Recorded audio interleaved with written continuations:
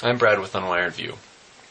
Today, I'm reviewing the phone, the device, the mystery, the LG Quantum. LG Quantum is a Windows Phone 7 device with AT&T, the latest to come out. Now this one in particular is $199 with contract, and the defining feature on it that differentiates itself from all the other Windows phones on AT&T is the full physical keyboard. So, this is great though because you have choices. You have the full on-screen keyboard and you have the physical one. It's like, what am I ever going to do? I could do one or the other. Crazy choices. So what we're going to do is we're actually going to check out the phone in its entirety and see what I liked, what I didn't like, my thoughts, my innermost desires in my heart. That's right. The LG Quantum review starts right now. Let's start out with an overview of the LG Quantum. So on this one, we have a very minimal design on the front itself. It's got a 3.5-inch touchscreen, same exact size as an iPhone touchscreen, and really when you play around with it, it's just as responsive as you would see on an iPhone. So everything moves quickly, you can swipe through, you can press buttons without having to double tap. Just a lot of nice little things, little additions to it that just make it easier to work with. There's nothing more frustrating than having a slow, unresponsive touchscreen where you're trying to get into stuff. You end up double tapping it, and there's enough of a delay where you're just wondering, okay, what's going on? And you double tap it, and you end up going into something completely different. Really can't stand that. But with this one, you don't have that problem. Also on the front, we see the three typical Windows Phone 7 buttons. We have the back, the home in the middle, and then the search on the right hand side. So the back is straightforward, it's just the same as any other one. You go to the previous screen that you were at before. The home button takes you back to the main screen there, and then the search takes you into Bing. And you can go from there. Now you can also hold down the home button for a few seconds when you're on the main screen. It'll give you the opportunity to do a voice search, whether it be for calls or for doing a Bing search. That way it saves you from having to do the actual search through the keyboard itself. So that's kind of nice. Also, the search button won't always do the Bing search. It always depends on the kind of applications that you're in. So let's say you're in the marketplace. Then you hit the search button, and it's going to take you into the marketplace search specifically. That way you can do an actual search for certain applications. As for the what this thing's got on the outside, we have the volume buttons on the right hand side, and we also have the camera button. On the top, there's the 3.5mm headphone jack. It's nice because that way you can use your own headphones.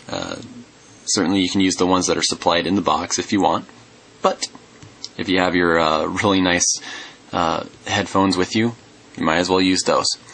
You also have the screen lock, so that way, boom, saving the screen. Okay, also, I forgot, on this side we have the micro USB charging port. Now this one's hidden by a plastic flap, if I can actually get it out. Okay, the keyboard is the next thing that I want to focus on. I really, really enjoyed this keyboard. This one here, there's plenty of room on it. You've got wide enough keys, and they're all spaced out and slightly raised, so that way it's easy to use. Now, I do have just average size thumbs, so it's not like I have the largest fingers ever or the largest thumbs ever, but honestly, for me, it worked out beautifully. I never had any problems in my typing at all, and it still worked nice and quick. The keyboard itself, as you can see, is a 4-row system. The bottom row just mainly being all the direction keys and the space bar. We also have a few other buttons here, like the function button over here on the side. This one is for all of the blue numbers and symbols, so that way if you ever need to use any of those, you just hit the function button and you're all set. This one, since it's tucked out of the way over here on the left-hand side, I've always found it a little bit unnatural to actually go all the way over here to use it. So it's really the only concern that I ever had with the keyboard when using it, is just having to go out of my way to find the function button every time. I do wish there was also a .com button, especially for smartphone use. That's something that ends up getting used a lot. One thing in particular about the Windows Phone operating system is that Microsoft wanted to keep everything as universal as possible. I think they were taking some cues from Apple, because the iOS ends up being pretty much universal across the board and across all of its devices. So it didn't want to have the same kind of deal with the Windows Mobile system, where every manufacturer was just doing their own thing and coming up with their own interpretation of the operating system itself, and it ended up just becoming a huge mess, and the Windows Mobile ended up being different depending on the device that you used. So Microsoft came out with just a lot more strict guidelines onto what can be customized depending on the manufacturer and what cannot.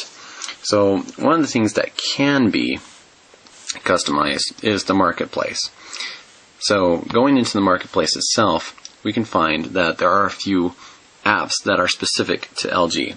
So for example, we can see LG App Store. Alright, so let's go in. Now some of these apps we already have loaded into the phone itself. For example, Play 2. This was already on the phone when I started using it. Play 2, what it does, let's just go out of here.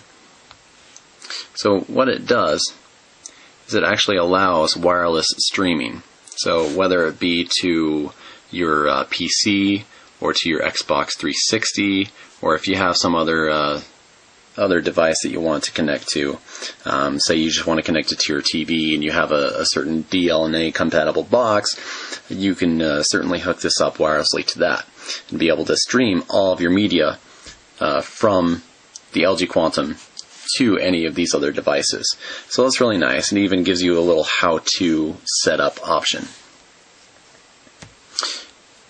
Some of the other options that you have for the marketplace, going back in LG App Store, another interesting one is Look and Type.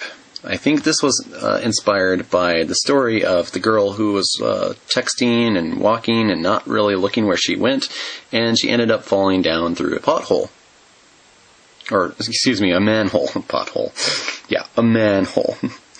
So, if you've ever had this kind of similar accident, Look and Type is going to be a great application for you, because all you have to do is go into this application. It displays through the camera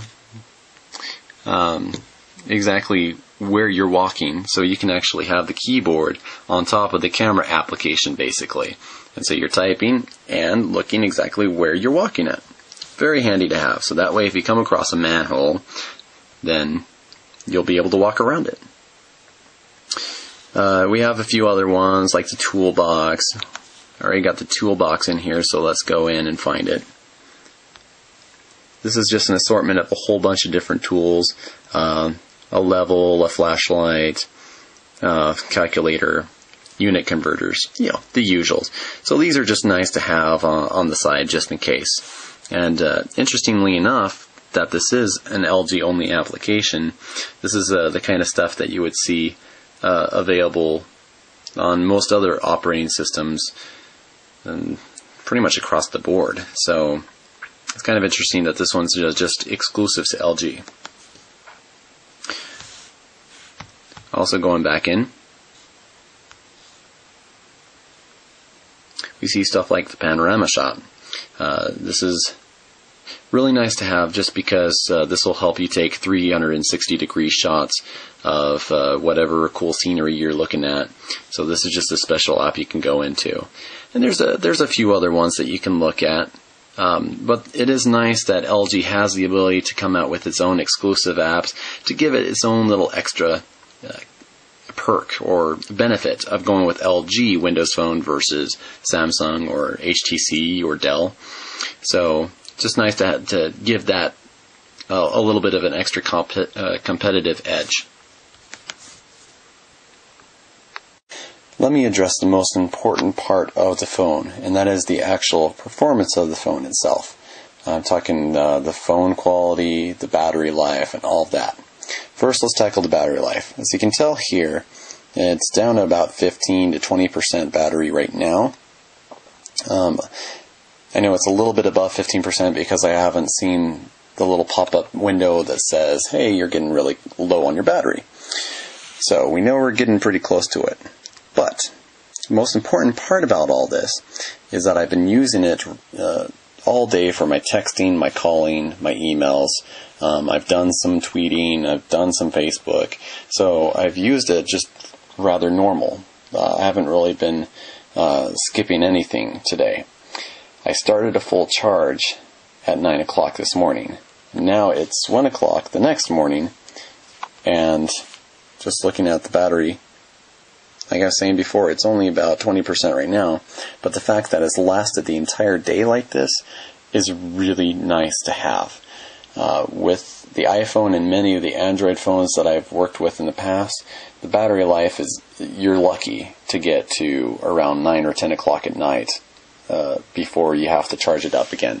So the fact that this is still going, and I could probably go for another hour or two before it's completely dead, is saying a lot about the LG Quantum.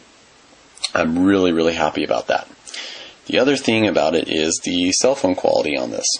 So I've had the chance to use it for my main phone for about a week now, just using it with all sorts of different calls, and I have never had an issue hearing other people, and people that I've talked to have never asked me to repeat myself or ask me to be a little bit more clear on what I was saying.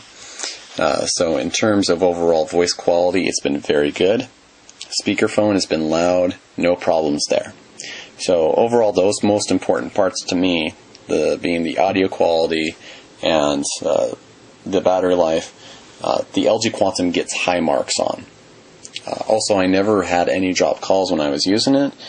Granted, I do live in an area with high reception, so that certainly may have a lot to do with it, but I never had any areas where I was getting tremendously low signal. The worst that I got is sometimes it dropped down to edge, but those were, of course, in some areas that really didn't have very strong 3G signals, so it just default down to the edge network. Let's recap on the LG Quantum. The LG Quantum, there are a lot of great things that I enjoyed about it. For one, the battery life was wonderful, one of the best that I've ever seen in a smartphone. The audio quality was great, speakerphone was loud, wonderful, easy enough to hear everybody, and vice versa. Nobody ever had a problem hearing me, whether it was on the speakerphone or just on the phone itself. I also love the keyboard because just with my average size thumbs, I never had a problem being able to grip onto each individual key. I was actually able to fly through all of my texts and emails and in relatively little time. So there really was no huge learning curve for me in terms of using the keyboard. I never mashed my fingers together on it. So another wonderful thing that I enjoyed about it. Overall, the LG Quantum is a phone that I can definitely recommend. It's a $199 with AT&T currently.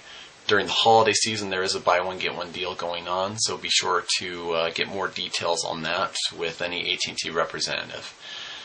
And definitely be sure to check out our website, unwiredview.com. Right now we have a contest, a giveaway contest for receiving an LG Quantum device. So you too can be able to get one of these without having to worry about the $199 or the contract or anything like that. We're just going to send one to you. So head on over to unwiredview.com to get more details about that contest.